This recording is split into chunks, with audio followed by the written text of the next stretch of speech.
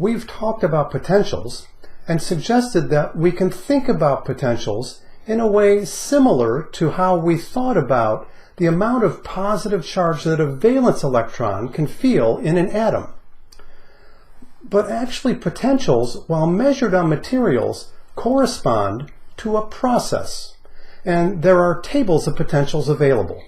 So let's think about our table of potentials and how to navigate it. When a copper 2 ion is reduced to a copper atom, we can write the following equation. We refer to the Cu2 plus Cu pair as a redox couple.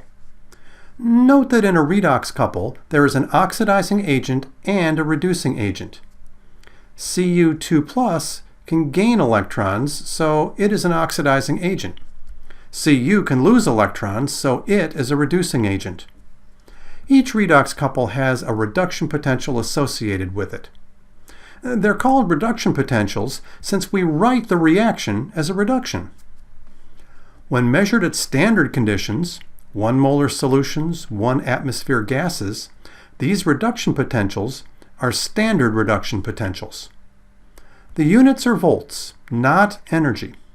This is often a source of confusion since the symbol that is used is a script or italicized E.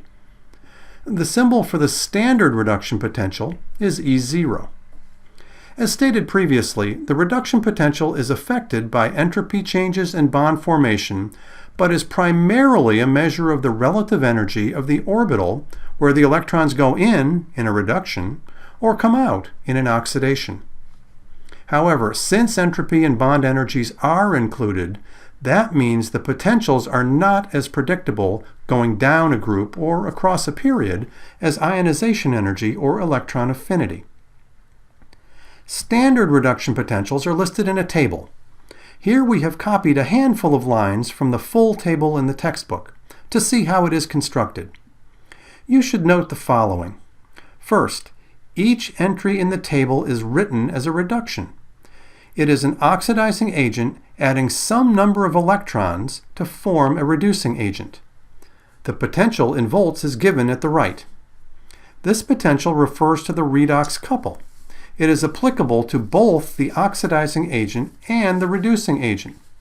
For example, the potential of plus 2.87 volts is applicable whether F2 is gaining electrons in a reaction or whether F1- is losing electrons in a reaction. The entries are listed in order of potential, with the most negative potentials at the top and the most positive potentials at the bottom. The numbers themselves are referenced to the standard hydrogen potential, which, by rule, has been given the value of 0.00 volts. Whether a potential for a redox couple for a half reaction is positive or negative is unimportant. What will be important is when comparing two half reactions, which one is more positive and which one is more negative. The half reactions are all balanced in both the atoms present and the charge. They will be useful when we want to write balanced equations for redox reactions. We said earlier that electrons in lower energy orbitals will feel more positive charge and, in the language of redox, will feel a more positive potential. These chemical species will be the best at attracting electrons. Notice that fluorine is listed with the most positive potential. This means that the chemical species in the fluorine redox couple will be very good at attracting electrons. F2 will be very good at adding electrons, whereas F1- will be very reluctant to give them away. This demonstrates the following principle. The strongest oxidizing agents will be at the most positive potentials. Their corresponding reducing agents will be the weakest. At the other end of the spectrum is sodium.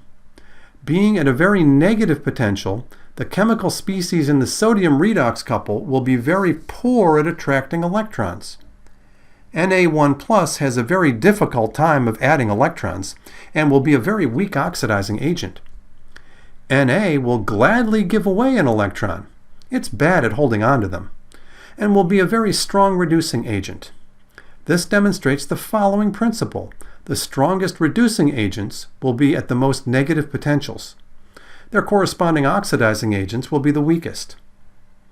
This discussion is consistent with our previous understanding of other measures of attracting electrons, like electronegativity.